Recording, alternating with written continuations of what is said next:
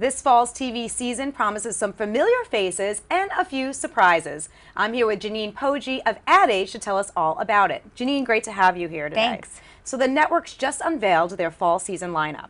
What was the big takeaway this time around? I think there were two major takeaways. First was the use of limited and event series. There have been a lot of mini-series type series coming out of the upfronts this year. We're going to see things like 24 getting a reboot, Wayward Pines also on Fox. Fox is a really big proponent of this, so I'm sort of looking to make originals go all year round. So having less repeats on during the summer months and more new content.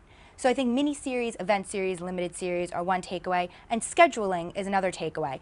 The networks are really trying to split up how they air their fall programming. So for example, Fox is putting Glee on at the beginning half of the season, airing it for half the season, going on a hiatus, putting on a new drama called Rake, and then coming back with Glee in the spring and making that run through the summer. So they're trying to break up what was traditionally the fall season to have a more year-round schedule.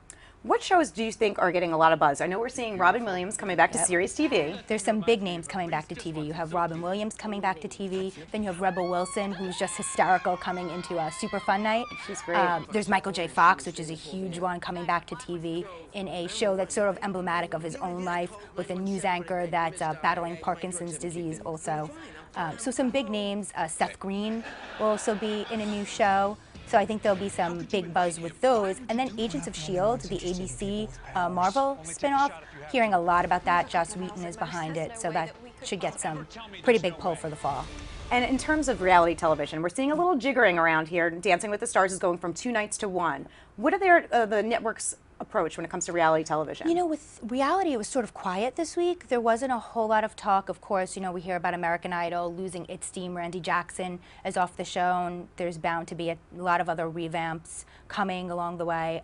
X Factor is another one that just sort of hasn't found the following that I think Fox really wanted it to. So really, reality is being pushed on the back burner, I think. There are some new shows, but I think they're really going for like the original scripted series, really to compete with a lot of what cable's doing. You see shows like The Walking Dead and History's the Bible doing really, really well, getting a lot of critical praise, getting a lot of buzz, and I think the networks really just want to be a part of that. Talk a little bit more about that in terms of what Netflix and cable are doing to the, the networks. Yeah, I think that's putting a lot of pressure on the networks to come out with these original scripted shows, and I think that's why they're pushing out reality a bit and going year-round in the original scripted. You see House of Cards, which is doing fantastic, a ton of buzz. We don't know the numbers that it's pulling, and I don't think we really ever will know how many viewers are actually watching it, but the critical acclaim that it's getting, I think, is enough right now to sort of shaken everyone up a bit.